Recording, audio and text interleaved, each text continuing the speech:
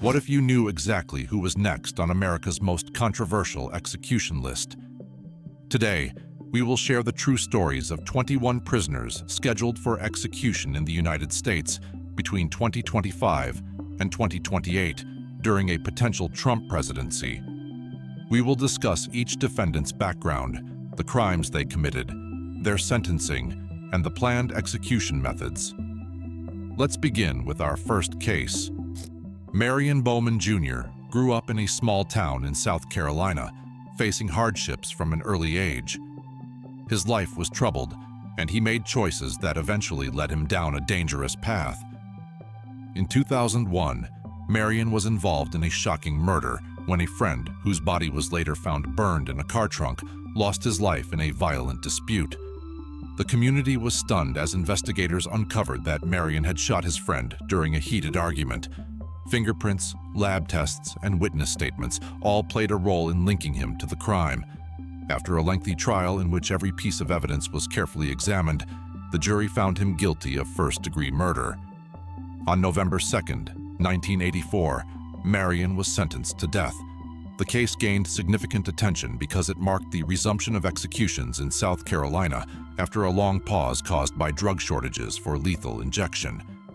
Marion's scheduled execution on January 31, 2025, will be carried out by lethal injection. In his final moments, he stated, "I did not kill Candy Martin," expressing a hope that his death might offer some comfort to the victim's family. Before his execution, he chose a hearty last meal, a plate of traditional fry bread, a bowl of slow-cooked beans, and a cup of black coffee, simple foods that reminded him of home and the life he once knew. With Marion's story now told, let's move on to the next case. Richard Lee Tabler, a Texas death row inmate, was convicted for a brutal double murder committed in 2004. This case is among the most controversial in recent Texas history. Tabler's crime involved the shooting death of a Killeen nightclub manager and the murder of a friend, with additional details later revealing his confession to killing 2 teenage girls from the same club. The evidence against him was strong, consisting of eyewitness accounts, forensic tests, and his admissions during the investigation. After a closely watched trial, the jury found Tabler guilty of capital murder. He was handed a death sentence on November 22, 1984, and his execution by lethal injection was scheduled for February 13, 2025. In his final moments before execution, Tabler spoke briefly, apologizing to the victims' families. His final words were, "I had no right to take your loved ones. I ask and pray that one day you find it in your hearts to forgive me." Although Texas no longer allows custom last meal requests, opting for a standard prison meal instead, Tabler's remorseful words resonated deeply with many. His case is noted not only for the horrific nature of the crimes, but also for the complex legal battles that prolonged his time on death row. As Texas continues to enforce capital punishment, Tabler's execution remains a focal point for debates over the fairness and humanity of the death penalty. Brad Keith Sigmon, a 67-year-old inmate from South Carolina, was convicted for a violent murder that occurred in 2001. Sigmon was held responsible for the brutal killing of his ex-girlfriend's parents, who were beaten to death with a baseball bat during an attack that shocked his community. Eyewitnesses and forensic evidence made his guilt unmistakable. His trial received extensive media coverage, as his issue spotlighted deep issues of domestic violence and family tragedy. After a thorough examination of the evidence, Sigmon was found guilty of capital murder. The jury's decision led to a death sentence, and his execution is now scheduled for March 7, 2025. In a notable twist, South Carolina has recently reinstated the firing squad as an execution method due to difficulties in obtaining lethal injection drugs. If Sigmon is executed by firing squad, it will mark the first firing squad execution in the United States in 15 years, a decision that has drawn national attention. David Leonard Wood, known infamously as the Desert Killer, is a convicted serial killer from Texas. In 1987, Wood was found guilty of murdering at least 6 young women in El Paso, with their bodies buried in the desert. His gruesome crimes shocked the local community, and despite his long-standing claims of innocence, decades of appeals and legal challenges have not overturned his conviction. Wood's case has haunted El Paso for nearly 40 years, and his name remains synonymous with cruelty and injustice in the region. After extensive legal proceedings, a judge finally set an execution date for Wood. He is scheduled to be executed on March 13, 2025, at the Texas State Prison in Huntsville by lethal injection. Wood has been on death row since 1992, enduring years of appeals and media scrutiny. Due to changes in Texas policy, he will receive the standard prison meal on his final day instead of a custom last meal.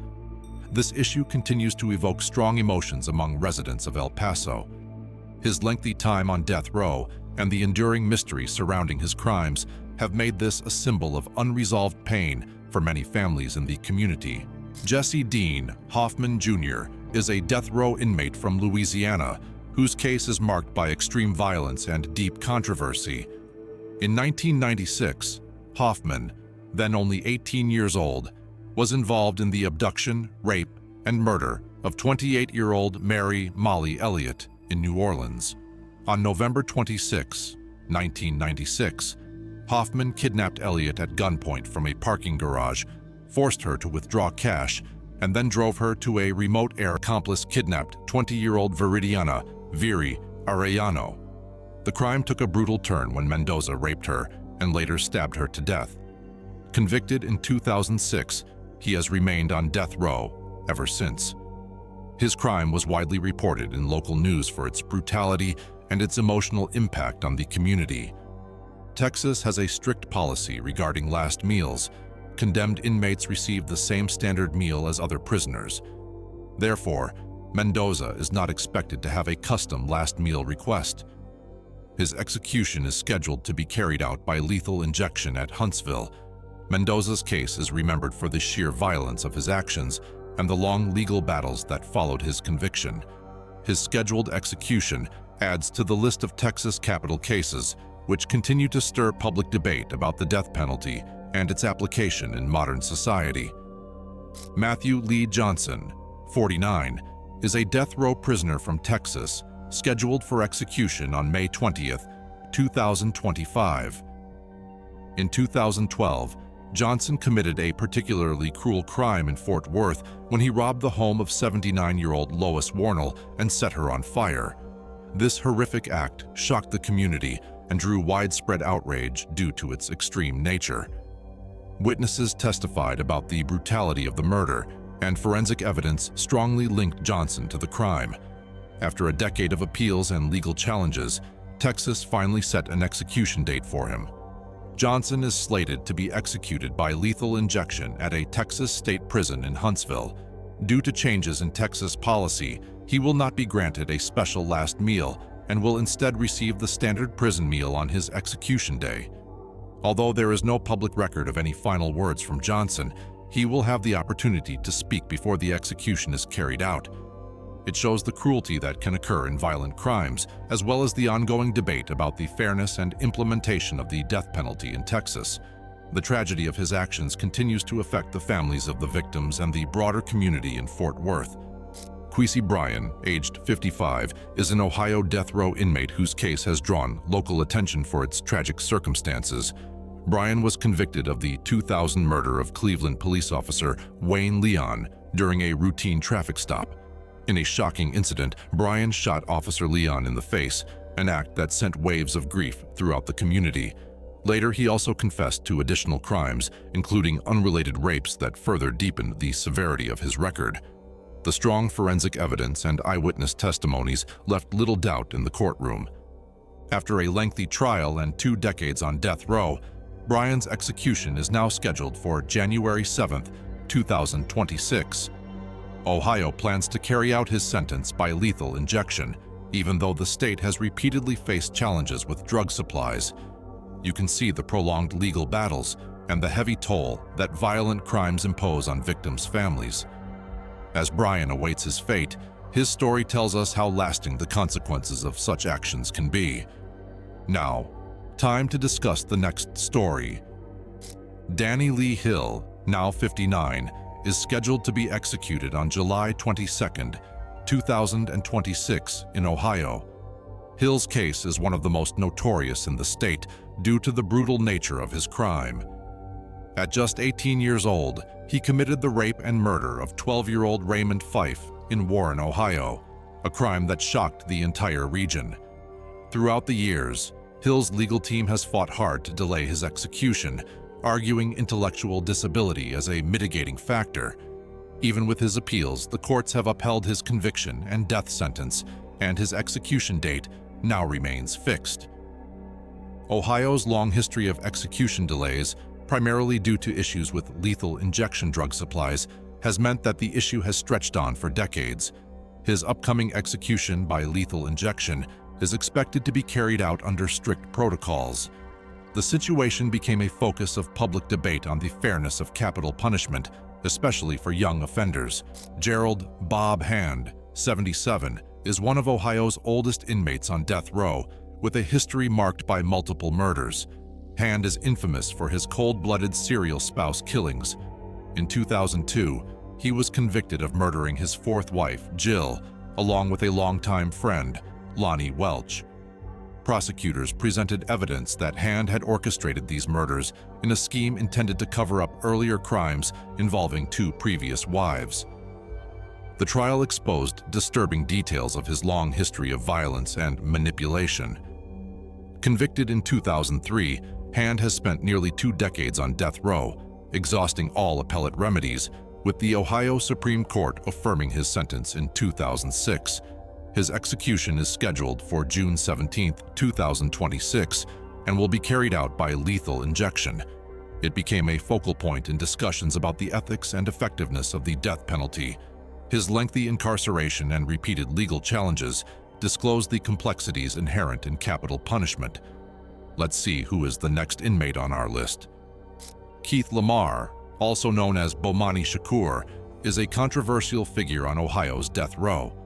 Convicted for his role in the 1993 Lucasville prison uprising, Lamar was found guilty of murdering 5 inmate informants during a violent riot at the Southern Ohio Correctional Facility. The case has attracted international attention, with many advocacy groups and anti-death penalty activists arguing that he was unjustly scapegoated for events that spiraled out of control during the prison uprising. Despite these claims, Ohio courts upheld his conviction, and Lamar has been on death row since 1995. His execution is scheduled for January 13, 2027, to be carried out by lethal injection. Lamar has stated that he intends to protest his innocence in his final words, a promise that has sparked debate among supporters and critics alike. His case remains one of the most discussed due to its complex background and the large public interest it continues to generate.